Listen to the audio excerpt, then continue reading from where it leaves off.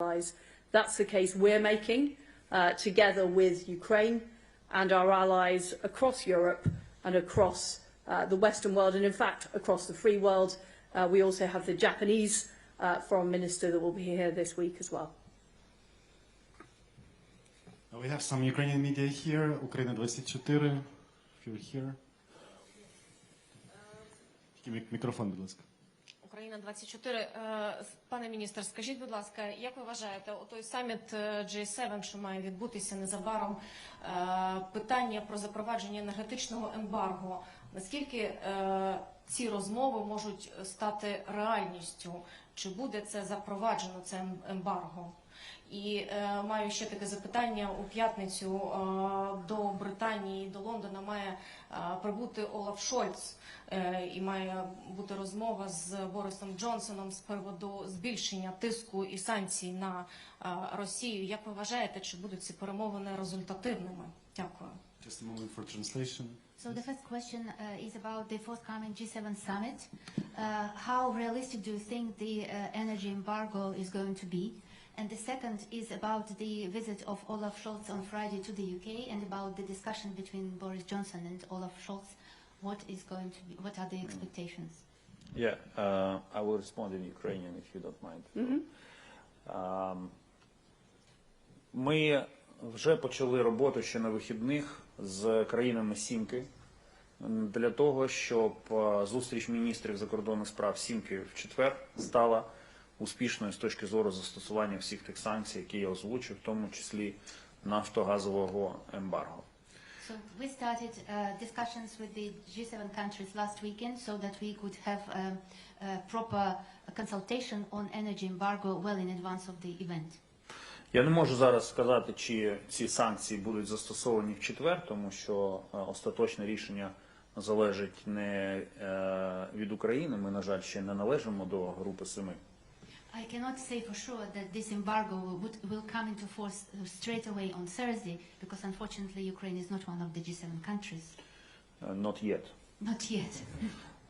Але я хочу повторити українською те, що я говорив англійською. Я знаю, що у деяких країн, які належать до групи 7, все ще є сумніви щодо доцільності застосування тих чи інших санкцій. So I'm going to say again in Ukrainian what I just said a couple of minutes ago in English, that in some G7 member states there are still doubts about the use of these sanctions and embargo. Тому я запрошую цих колег, у мене особисті з ними дуже добрі стосунки, але я запрошую їх відвідати до міністерської своєї зустрічі в четвер Бучу і розвіяти будь-які сумніви. So I'm going to invite these colleagues before the summit to Bucha, so that any doubts could be eliminated. Не в усіх, в кожній країні рішення не залежить лише від міністра закордонних справ, тому я пропоную цим колегам взяти також будь-кого з їхніх урядів, з тих, хто сумнівається, і також відвідати Бучу. My invitation, as the decision by the country does not only depend on the foreign minister's decision, I invite my colleagues to take whoever they would like to invite for this visit with them, so that they can witness it with their own eyes. Міністр Трас поінформувала мене про те, що планується візит пана канцлера Шольца до Великої Британії і про намір прем'єр-міністра Джонсона обговорити питання санкцій і постачання озброєнь до України під час цієї розмови. І я дякую за готовність британської сторони працювати з Німеччиною над цими питаннями. Minister Truss informed me about the forthcoming visit of Olaf Scholz to the UK and about the forthcoming discussion between Prime Minister Johnson with Mr. Scholz about both the sanctions and about the supply of weapons. And I'm very grateful to the UK government for this. Next one goes to Financial Times, James Schotter. Thank you very much indeed. Two questions, if I may. To the Foreign Secretary, Poland's Prime Minister and I believe also President Zelensky described what's happened in Bucha and around there as genocide. Would you agree with that assessment? And if so, how would that change, or would it change in any way the British approach? And secondly, to Minister Kuleba, Viktor Orban this morning described President Zelensky as an opponent. What's your reaction to that? Thank you.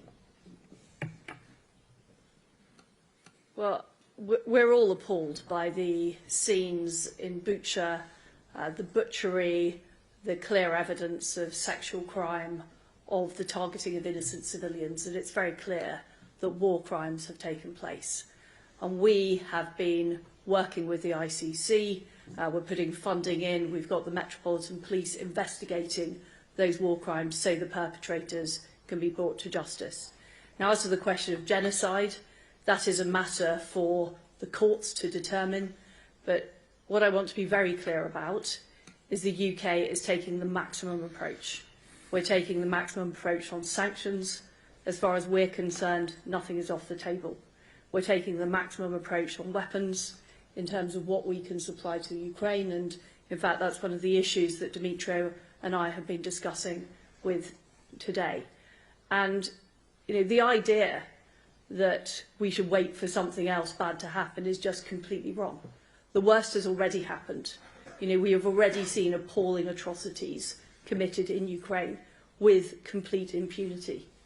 And that is why we want to go to the maximum level of sanctions with our allies and partners, and that is why we are pulling the stops out in terms of supplying Ukraine with the support they need to end this appalling war, which has to mean Putin losing in Ukraine.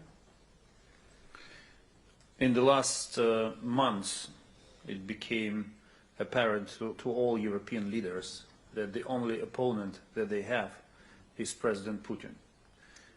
If Prime Minister Orban believes that President Zelensky is his opponent, while President Putin becomes one of the first, if not the first, foreign leader to congratulate Prime Minister Orban with victory, then it says more about Hungary than about Ukraine. Thank you. At this, we have to conclude. We don't have any more time. Thank you. Thank you. Thank you.